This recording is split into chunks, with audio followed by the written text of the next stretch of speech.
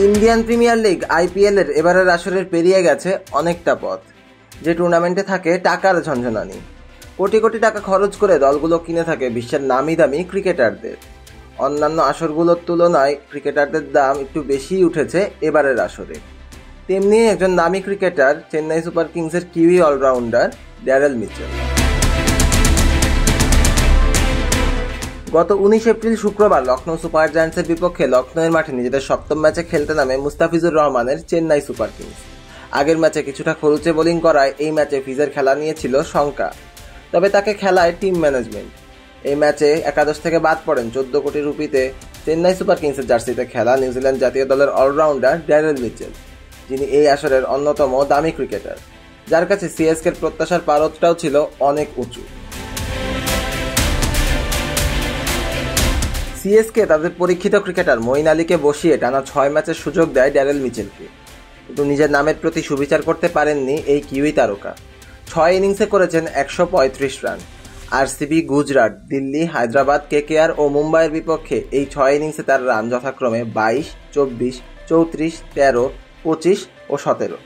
বেশিরভাগ ম্যাচেই মিডল অর্ডারের শুরুর দিকে ব্যাটিংয়ে নামলেও করতে পারেননি একটি 50ও, যে কারণে লখনৌ সুপার জায়ান্টসের বিপক্ষে তাকে বসিয়ে মঈন আলীকে সুযোগ দেয় চেন্নাই।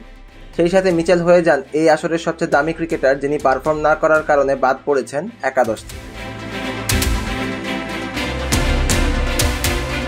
14 কোটিতে কেনা ড্যারেল মিচেল প্রত্যাশার প্রতিদান দিতে না পারলেও টুর্নামেন্টের বাকি বিদেশি ক্রিকেটাররা কি প্রত্যাশা অনুযায়ী পারফর্ম করতে পারছেন? চলুন দেখে আসা যাক। ওয়ালটন ফ্যানের অ্যারোডাইনামিক ব্লেড ঘরের কোনায় কোনায় ঠান্ডা বাতাস ছড়িয়ে হাওয়া বদলে নেয়। আইপিএল এর এবারের আসরের সবচেয়ে দামি ক্রিকেটার কলকাতা নাইট রাইডার্সের অস্ট্রেলিয়ান পেসার মিচেল স্টার্ক। যেখানে আইপিএল এর চ্যাম্পিয়ন দলই পায় 20 কোটি টাকা, সেখানে দুবারের বিশ্বকাপ জয়ী এই পেসারকে কেকেআর কিনেছে 24 কোটি 75 লাখ ভারতীয় রুপি দিয়ে।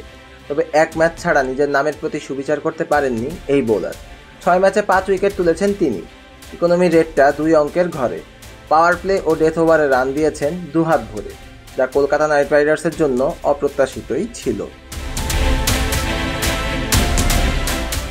11.5 কোটি ভারতীয় রুপিতে ক্যারিবীয় বোলার আলজারি জোসেফকে দলে নিয়েছিল বিরাট কোহলির রয়্যাল চ্যালেঞ্জার্স ব্যাঙ্গালোর, কিন্তু তিনিও পারফর্ম করতে পারেননি প্রত্যাশা অনুযায়ী। 3 ম্যাচে উইকেট পেয়েছেন মাত্র 1টি।